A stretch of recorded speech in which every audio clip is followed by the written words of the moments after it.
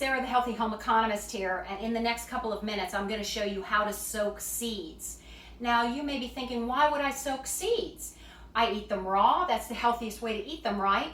Well, actually, traditional societies soaked seeds in a brine water overnight or up to 24 hours if you like, to make them much more digestible, and it allows you to absorb the wonderful minerals in the seeds much more easily after you soak them.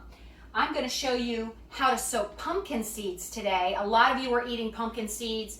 They're really popular right now because of the high level of zinc in pumpkin seeds, which is so important to have immunity from viruses. So if you want to get the most zinc out of your pumpkin seeds, then you really need to soak them. And let me show you how to do that.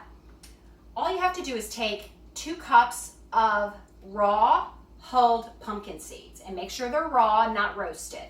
Just put them in a glass bowl, and then you're going to pour in some filtered water and stir in 1 tablespoon of sea salt. Just stir it up. And that's all there is to it. You don't have to cover it. Just leave it on the counter overnight or up to 24 hours. So you have a nice big window right there in case you get busy and you can't get to it right away. Don't worry. Up to 24 hours is fine. If it goes beyond 24 hours, they might get a little slimy. So make sure you set in your calendar on your phone to get them and drain them before that point.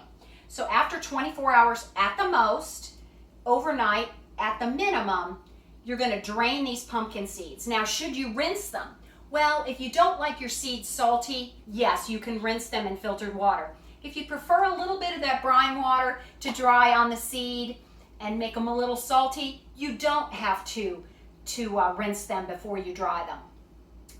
What about the anti-nutrients? They're deactivated, so it's not going to be a problem for the soaking water to dry on them when you're dehydrating them, in other words. So your next step after you drain these is you can dehydrate them in a dehydrator, or I like to use the oven. I have a warm/proof setting on my oven. A lot of you probably have that as well. If you have that, that is a nice warm but not hot temperature to dehydrate your soaked pumpkin seeds where they'll maintain all the rawness. And I have a batch coming out that I just did overnight, and they're nice and dry. You can see that 2 cups will dry about that much in a pan. And once they're dried, you just put them in a sealed container and you keep them in your pantry for snacks and quick breakfasts.